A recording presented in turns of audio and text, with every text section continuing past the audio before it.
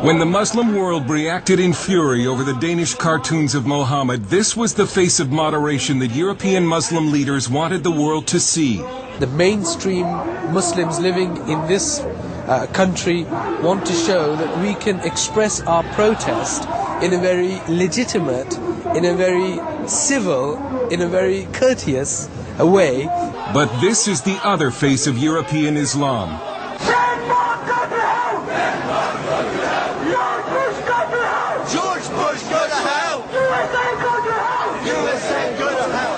This is footage of the demonstration outside the Danish embassy in London, provided to CBN News by the NIFA Foundation, an anti-terrorism group. What you can't see in this video is that one of the demonstrators is dressed as a suicide bomber. Even moderate British Muslims were outraged that no one was arrested, even though British law forbids incitement to murder. But it follows a pattern of extraordinary and some would say dangerous tolerance of Muslim radicals.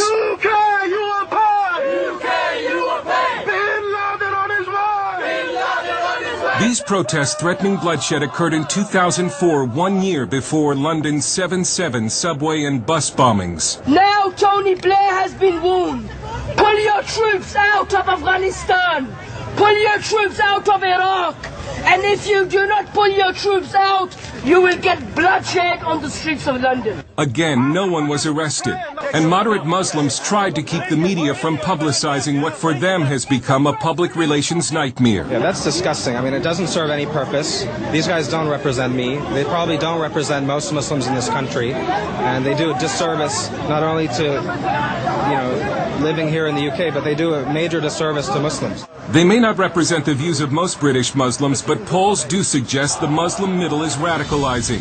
A recent survey shows that 40% of British Muslims want Islamic Sharia law in the United Kingdom. Sharia imposes punishments like amputations and stonings.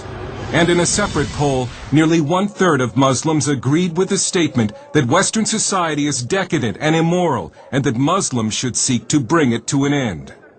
Critics say that European political correctness and multiculturalism, which were supposed to embrace Muslim radicals and somehow westernize them, have seriously backfired. And now Western Europe seems paralyzed by the political correctness that grips the government and the media. One of the biggest fears for a lot of commentators, whether they're terrorist commentators or commentators on the Middle East, is if they actually address this whole issue of Islam and start to question it, what they fear is being labelled as an Islamophobe. There is a real reluctance to offend the ethnic communities of any sort, let alone the Muslim community. And there seems to be a lack of political will to stop Muslim radicals bent on conquest. May Allah bomb you! May Osama bin Laden bomb you! May Osama bin Laden bomb you! So we can invade their country and take their wives and walk with it! Allahu Akbar! The Dutch parliament has tried to strike a blow against radical Islam by voting to ban the burqa and veils. But that exposes unveiled women to being raped by Muslim men as punishment. There is reported to be a growing rape epidemic of unveiled women in Europe. In London, Shadow Homeland Security Director Patrick Mercer of the Conservative Party says Britain remains in denial and thinks it is protected by what he calls pointless legislation. But you have to ask yourself, what is a piece of paper going to do to an Islamist fundamentalist, or any other form of fundamentalist terrorist for that matter, and its suicide bombers? Are you going to be able to hold this up in front of them and say, don't blow yourselves up, otherwise we'll get really cross? In France, the government continues to pretend that Muslim anti-Semitic violence is not a problem, but it couldn't keep tens of thousands of Frenchmen from marching last month after the brutal murder of a young Jew named Ilan Halimi by French Muslims.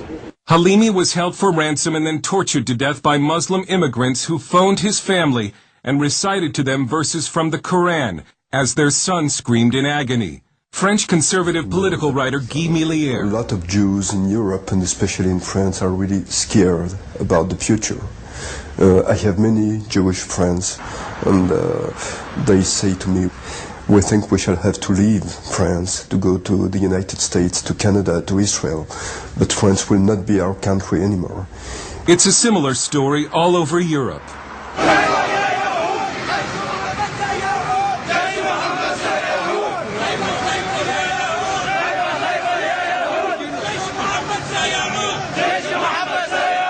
And in the wake of the cartoon protest, a worldwide group of intellectuals recently signed a declaration that states, "After having overcome fascism, Nazism, and Stalinism, the world now faces a new global threat, Islamism. It is not a clash of civilizations nor an antagonism of West and East that we are witnessing, but a global struggle that confronts democrats and theocrats. And Europe's problem with radical Muslims is our problem too."